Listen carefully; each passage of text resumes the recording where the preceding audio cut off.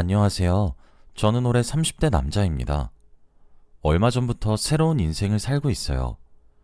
다들 저희 이야기를 들으시고 너무 섣부른 선택을 했다고 생각하실 수도 있지만, 현재로서는 과거에 대한 후회가 없고 지금 너무 만족합니다. 처음에는 시간 낭비한 것 같고 정말 힘들었지만, 그래도 다 지나가긴 하더라고요. 시간이 약이라는 말이 맞는 것 같습니다. 어릴 때부터 저는 넉넉한 가정환경 속에서 자라왔어요. 외동아들이고 저희 어머니와 아버지가 가지고 계셨던 건물과 땅이 여러 개 있었기에 어릴 때부터 하고 싶은 거 다 하고 먹고 싶은 거 다 먹고 자랐습니다. 그리고 두 분이 금슬도 너무 좋으셨고 외동아들이라 사랑도 독차지할 수 있었죠. 돈이 많으면 가정의 불화가 잘 생긴다고 하는데, 저희 집은 전혀 그런 게 없었고 오히려 넉넉해지니까 주의를 잘 챙기게 되더라고요. 그래서 저는 행복한 가정 환경에서 자라왔습니다. 그리고 나이가 들면서 건물도 여러 개 물려받았고, 아버지가 예언을 되게 잘하셔서 아버지가 추천하신 곳에 건물을 사면 몇 년 뒤 가격이 엄청 올라가 있었죠. 그래서 날이 갈수록 더 넉넉해졌고 홀로 서기도 금방 했습니다. 부모님께서 그래도 학생으로서 공부는 놓지 말아야 한다고 하셨기에 악착같이 공부해서 나름 좋은 대학교도 졸업했어요. 그리고 군대를 다녀오고 카페를 차려보고 싶어서 카페 사장님이 되었습니다. 돈벌이를 위해서 한다기보다는 취미생활로 카페 사장님을 하게 됐죠. 후회 없이 카페를 위해 헌신했고, 저는 지금도 카페 사장님을 하고 있습니다. 그리고 저는 여자친구를 카페에서 처음 만났어요. 카페를 연 지 얼마 되지 않았을 때에는 손님이 별로 없어서 저 혼자 감당이 가능했지만, 시간이 지날수록 다들 저의 정성을 아셨는지 손님이 늘더라고요. 그래서 알바생을 고용해야 했습니다. 그때 저희 카페에 지원한 알바생이 바로 여자친구였어요. 그 여자는 지극히 평범하고 일도 잘했습니다. 저와 나이 차이는 3살 정도밖에 나지 않았지만 동생이라고 느껴지지 않을 만큼 성숙했죠. 지금은 취업 준비를 하면서 아르바이트를 한다고 했고, 저는 그녀가 마음에 들었습니다. 그래서 열심히 직진을 했던 것 같아요. 잘 챙겨주고 퇴근 후 집도 데려다주고 하면서 카페 사장님 말고 남자로서 그녀에게 다가갔죠. 다행히도 이것이 먹혔는지 그녀도 저에게 마음을 열어주었습니다. 당연히 제가 또래에 비해 넉넉한 형편이라는 티를 전혀 내지 않았어요. 평범한 20대 중후반의 연애처럼 검소하게 했습니다. 여자친구가 자신과 같은 형편인 줄 알고 매일 저렴한 음식만 먹으면서 데이트를 했어요. 제가 비싼 걸 사주고 싶어도 절대 얻어먹는 성격이 아니었고, 제가 선물을 해주면 며칠 뒤에 비슷한 가격대로 선물을 해줘서 선뜻 뭘 해줄 수 없었습니다. 제가 여유 있는 사람이라고 밝히고 싶었지만 저의 재력을 보고 곁에 있는 사람들이 많아서 최대한 밝히는 것을 미뤘어요. 저희는 평범한 연애를 계속했고, 저는 이렇게 검소하고 저보다 더 배울 점이 많은 이 여자를 놓치고 싶지 않았습니다. 시간이 지날수록 더 좋아졌고 30대가 되니까 결혼이 하고 싶어지더군요. 카페도 어느 정도 자리를 잡았고 여자친구는 일반 회사에 계약직으로 취직을 했기에 얼른 결혼을 하고 싶었습니다. 솔직히 말하면 저와 결혼하면 여자친구가 일을 하지 않아도 되었기에 힘든 일을 하루라도 더 일찍 그만두게 해주고 싶은 마음도 있었죠. 둘 다 오래 연애했으니 저는 프러포즈를 하려고 했습니다. 비싼 다이아를 해줄지 아니면 남들이 다 하는 반지를 해줄까 하다가 일반적인 결혼 반지를 주었어요. 화려한 걸 오히려 부담스러워할 것이라고 생각했거든요. 반지를 주면서 멋지게 프러포즈를 했고, 다행히도 여자친구는 저의 청혼을 받아주었습니다. 저희는 평생을 함께하기로 약속했죠. 그런데 그날 저녁 화장실을 잠깐 갔다 왔는데 여자친구가 누군가 전화를 하고 있는 것을 듣게 되었습니다. 방문 안에서 저에 대한 이야기를 상대에게 하는 것 같았고, 저는 방문 밖에서 전화가 끝나기를 기다리며 듣고 있었죠. 그런데 여자친구는 제가 생각지도 못한 말을 하고 있었어요. 돈이 있었으면 더 크고 좋은 반지로 해줬으면 좋았을 텐데. 그래도 돈이 없어서 못한 거니까 내가 이해해줘야지. 전화를 하고 있는 사람에게 반지에 대한 이야기를 하고 있었죠. 저는 여자친구가 부담스러워할까봐 일부러 작은 반지로 한 거였는데 제가 여자의 마음을 너무 몰랐던 것 같습니다. 그땐 제가 너무 바보 같았고 조금 후회를 했죠. 하지만 결혼하고 나서는 제가 정말 어떤 여자들보다도 제일 멋지고 좋은 반지를 다시 해주겠다고 혼자 속으로 다짐했어요. 저희는 이제 결혼 준비를 제대로 하기 위해 양가 부모님께 인사를 드리러 가기로 했습니다. 우선 저희 집 먼저 가기로 했어요. 한 번도 저희 본가에 가본 적이 없는 여자친구는 저희 집에 들어가서 정말 놀라워했습니다. 밖에서만 봐도 워낙 좋고 화려한 집이니 말이죠. 저희가 살고 있는 아파트에는 연예인분들도 많이 살고 정치인들도 많이 살아요. 그만큼 다들 살고 싶어 하는 곳입니다. 그리고 저는 아직 놀라기 이르다며 솔직히 저에 대해 다 말했어요. 사실은 제가 이런 건물들을 가지고 있다고 말이죠. 여자친구는 한 번 더 놀라며 어떻게 자신을 속일 수 있냐고 했지만 저는 결혼을 결정한 사람에게만 알려주고 싶었다고 솔직히 말해주었어요. 여자친구도 저의 이야기를 듣고 이해한다고 해주었습니다. 그리고 저희 집에 부모님께 인사를 드리러 갔죠. 저희 부모님은 저보다 더 제 여자친구를 좋아하셨어요. 외동아들이라 애교가 없는데 제 여자친구가 싹싹하게 어른들에게도 잘하고 예의도 발라서 부모님이 너무 좋아하셨습니다. 식사 자리 내내 너무 즐거웠고 벌써부터 며느리라고 부르시더라고요. 인사를 드리고 집에 데려다 주면서 여자친구가 저에게 말을 했습니다. 시부모님들 너무 좋으신 분들 같다며 꼭 행복하게 살자고 말이죠. 저도 그러자고 했고 결혼과 동시에 일을 그만두라고 했습니다.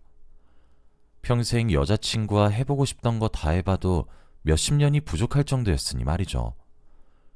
여자친구도 알겠다고 한 뒤 집으로 돌아갔습니다. 저는 결혼 허락이 당연히 쉬울 줄 알았어요.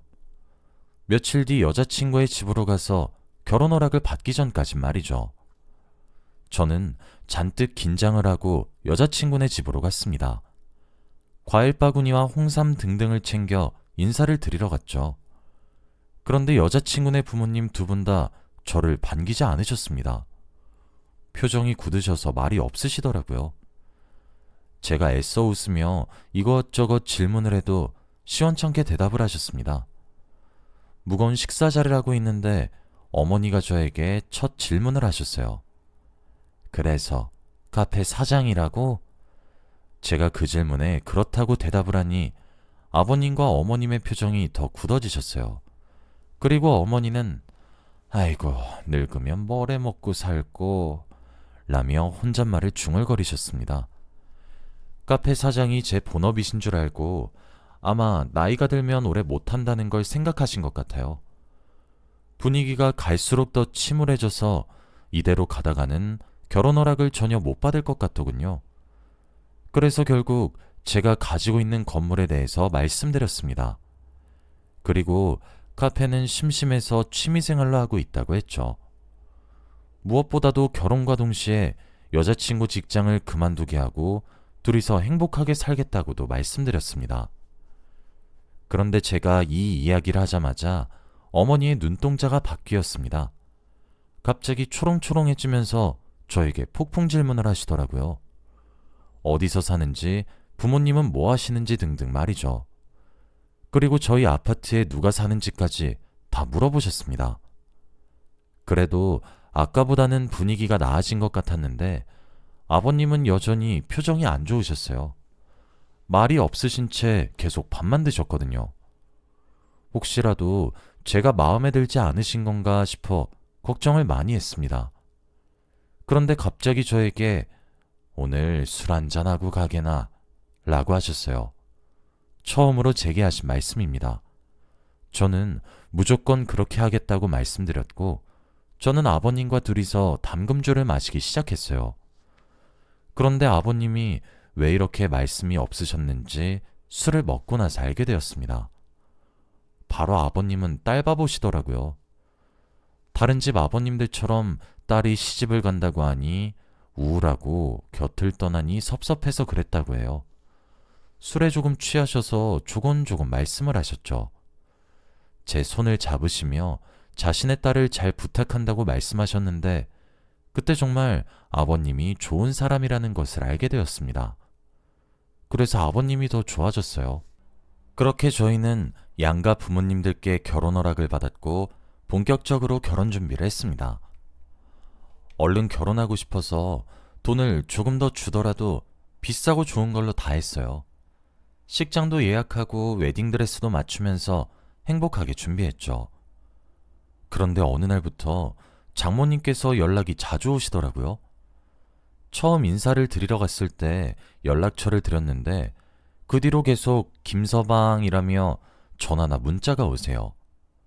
그런데 처음에는 단순히 안부 인사인 줄 알았는데 시간이 지날수록 저에게 부탁하시는 게 생기더라고요. 처음에는 버스비가 없으시다며 급하게 10,000원, 20,000원 정도로 입금을 원하셨는데 시간이 지날수록 친구들이랑 만나는데 오늘 자기가 쏘고 싶다며 10만원, 20만원 등 점점 액수가 커져갔습니다. 그런데 돈만 빌려가시는 게 아니었어요. 저와 아내가 결혼 준비를 하고 있으니 예물은 뭘로 할 거냐, 혼수는 어떻게 할 거냐고 하셨죠. 그리고 제가 제일 놀랐던 건 신혼집은 제가 가지고 있는 건물 중에서 제일 좋은 데로 들어가는 거냐며 그럼 남자인 제가 집을 해오는 게 아니라 원래 있던 집에 들어가는 거니 아내가 해오는 혼수는 저와 반반을 해야 하는 게 아니냐고 하더라고요. 저는 아예 처음부터 제가 가지고 있는 집에 들어갈 생각이 없었습니다. 더 좋고 예쁜 집들이 많아서 신혼집을 따로 구할 생각이었어요. 그런데도 그렇게 당당하게 말씀하시니 조금 당황스러웠습니다. 누군가에게 말하고 싶었지만 장모님께서 아무에게도 말하지 말아달라고 하셔서 저 혼자만 알고 있었어요. 그런데 빌려가시는 액수가 날이 갈수록 커지고 예물을 어떤 걸 원하시는지도 다 말하시니까 이건 누군가에게 말해야겠더라고요. 그래서 고민 끝에 아내에게 말했습니다. 저 혼자 끙끙 앓고 있던 거라 아내에게 말하면 아내가 제 편을 들어줄 줄 알았어요. 제 상식선에서는 어머니가 잘못하신 거라고 생각했거든요. 그런데 아내는 제 예상을 벗어난 말을 했습니다. 그 정도는 해줄 수 있지 않아? 저는 그 말을 듣고 조금 충격적이었어요. 연애를 할 때 아내 모습은 온데간데 없었거든요. 검소하게 굴던 예전의 모습은 전혀 없어졌고 이제는 제 돈이 자신의 돈인 것 마냥 흥청망청 쓰고 다녔습니다. 그리고 진작에 퇴사도 했고요. 아내는 장모님 편이었고 돈도 계속 빌려주고 예물도 원하는 걸로 해드리는 게 원래 사위의 도리라며 그냥 해주라고 했습니다. 아내는 예전의 모습과 많이 달라졌고 결혼식이 점점 다가올수록 씀씀이도 커졌어요. 제 카드를 쓰고 있었는데 제가 알던 검소함은 이미 사라진 지 오래더라고요. 솔직히 그때 결혼을 다시 한 번 더 생각해 봐야 하나 했습니다. 그리고 저희는 상견례를 했어요. 양가 부모님들이 처음 뵙는 자리여서 많이 떨렸습니다. 나름 유명하고 좋은 한식당으로 예약을 했죠. 그리고 식사 자리를 가지는데 장모님께서 축하할 게 있다고 하시더라고요. 바로 아버님이 퇴직을 하신 지 얼마 안 되셨는데 이번에 다시 취직을 하셨대요. 병원에서 일하신다고 하셨습니다. 저희는 진심으로 축하드린다며 이야기를 했고 그 이야기 덕분에 분위기가 조금 살았죠. 그리고 본격적으로 부모님들끼리의 결혼 이야기가 오고 갔습니다. 그런데 무언가 대화 내용이 조금 수상했어요. 계속 듣고 있는데 장모님께서 자신의 이야기를 하셨거든요. 갑자기 휴대폰에 있는 사진을 저희 부모님께 보여주시며 이번에 혼수 신상이 나왔다며 이걸로 하자고 하셨습니다. 그뿐만이 아니라 얼마 전에 보석방에 갔다 왔다며 예물은 이걸로 하라고 하셨죠. 원래 혼수와 예물은 저희 마음인데 이렇게 달라고 하시니까 조금 당황스러웠어요. 저보다 부모님께서 더 놀라셨고 어찌할 바를 몰랐습니다. 옆에서 장인어른도 부끄러우셨는지 장모님을 뜯어 말리더라고요. 그런데 장인어른의 만류에도 불구하고 장모님은 계속 사진을 보여주시며 이걸로 사달라고 했습니다. 장모님과 장인어른이 계속 투닥투닥 거리시다가 결국 장모님께서 한마디 하셨어요. 당신 왜 그래? 우리 귀한 딸 데려갔으면 이 정도 내야지. 저 사람들한테 어차피 이거 껌값이야. 그 말을 듣고 저희 부모님은 표정이 완전히 굳으셨습니다. 분위기가 많이 죽었는데 장모님은 아이고 김서방, 혹시 결혼하면 나중에 우리 딸한테 건물 하나 줄라나? 우리 딸이 자네 믿고 일도 관뒀는데 뭐 하나라도 있어야 하지 않겠어? 라고 웃으면서 말씀하셨죠. 저도 물론 아내한테 나중에 선물로 건물을 하나 줄 생각이었습니다. 저와 결혼해주고 저 믿고 직장을 관둔다는 게 쉬운 일이 아니잖아요. 그런데 당연하다는 듯이 먼저 말씀을 하시니까 너무 당황스러웠습니다. 저희 부모님은 도저히 못 들으시겠는지 결국 자리를 박차고 일어나셨어요. 나가려고 하니 장모님이 아직 식사 안 끝났는데 왜 일어나세요? 라고 물었고 저희 어머니가 결혼 다시 한번 생각해보죠 라고 한 뒤 나가셨습니다. 장모님은 예의 없다 싸가지 없다 욕을 하셨죠. 갑자기 왜 저러냐며 자신이 무엇을 잘못했는지 모르셨습니다. 옆에 계시는 장인어른은 머리를 부여잡으며 힘들어 보이셨죠. 저는 부모님을 따라 나섰고 부모님은 저에게 저런 집에 장가 보내고 싶지 않다며 다른 여자를 만나라고 했습니다. 순식간에 벌어진 일이라 너무 당황스러웠고 어찌해야 할지 모르겠더라고요. 아내만큼은 제 편이 되어줄 줄 알았는데 오히려 자신의 어머니 편이었습니다. 제 옆에서 대놓고 저희 어머니 이야기를 했죠. 오빠네 어머니 왜 그러셔? 있는 사람이 더해 진짜. 혼수나 예물 다 엄마가 우리를 위해서 한 말인데 그렇게 자리를 박차고 나가셔야 했어? 다시 생각해봐도 너무 화나. 저는 너무 답답했고 아내를 잠시 보고 싶지 않았습니다. 그리고 아내의 연락을 무시한 채로 며칠간 집에서 생각만 했어요. 정말 이 결혼을 계속 진행해야 되는지 말이죠. 그러다가 결혼식 이틀 전이 되었습니다. 워낙 빨리 결혼하고 싶어서 일찍 날을 정하다 보니 벌써 그렇게 되었습니다.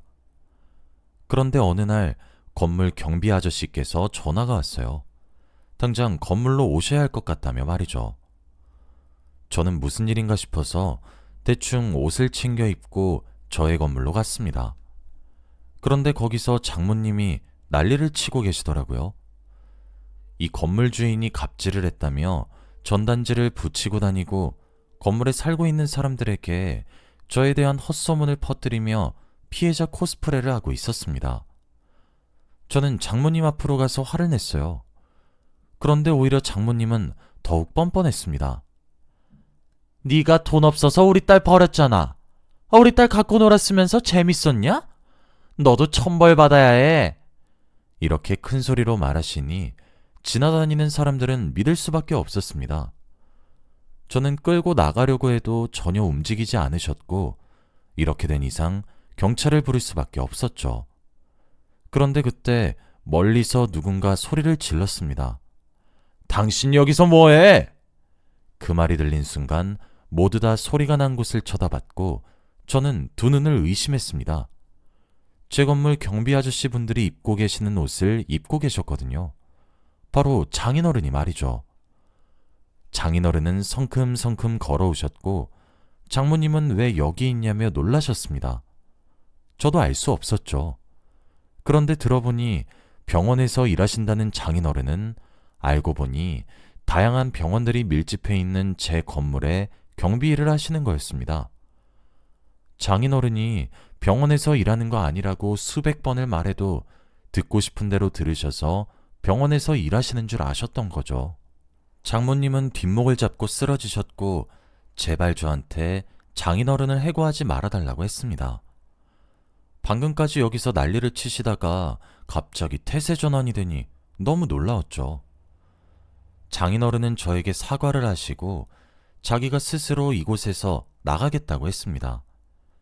실례가 많았다며 장모님을 끌고 나가셨고 장모님은 손을 뿌리치며 계속 저에게 해고시키지 말라고 미안했다며 사과했죠. 솔직히 사과를 별로 받아주고 싶지 않았습니다. 방금까지는 저를 나쁜 사람 만들어 놓고 장인어른이 여기서 일한다고 하니까 갑자기 행동을 변하시니 속이 뻔히 보였거든요. 그 집안에 오만정이 다 떨어졌습니다. 장인어른은 바로 일을 그만두셨고 그렇게 인연이 끝이 났죠. 결혼식 이틀 전 갑자기 파혼을 한다고 하니까 주위에서 다들 놀랐어요. 무슨 일이냐고 다 물었지만 절대 말해주지 않았습니다. 오히려 제가 제 무덤을 파는 격이 될 것 같았거든요. 그리고 제가 예약되어 있는 거 해지할 때 위약금을 다 물기로 했습니다. 아내는 끝까지 결혼하자고 했지만 이미 달라진 저 사람을 사랑할 수는 없었어요. 그래서 대차게 거절하고 저는 혼자가 되었습니다. 다시 카페 일을 시작했고 일상으로 돌아갔죠. 저는 이제 검소하게 사는 척 숨기지 않기로 했습니다. 뒤늦게 밝히는 게 오히려 역효과가 나는 것 같더라고요. 부모님도 결혼을 급하게 할 필요 없다고 하셨으니 부담은 조금 덜려고 합니다. 이제 그 일이 있고 나서 오래 지났어요. 처음에는 다들 저의 재력을 보고 다가오는 건가 싶었는데 시간이 많이 지난 지금은 그게 아니라는 것을 알고 있습니다.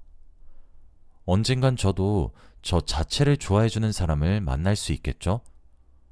여러분도 꼭 그러셨으면 좋겠습니다. 저의 이야기는 여기까지예요. 들어주셔서 감사합니다.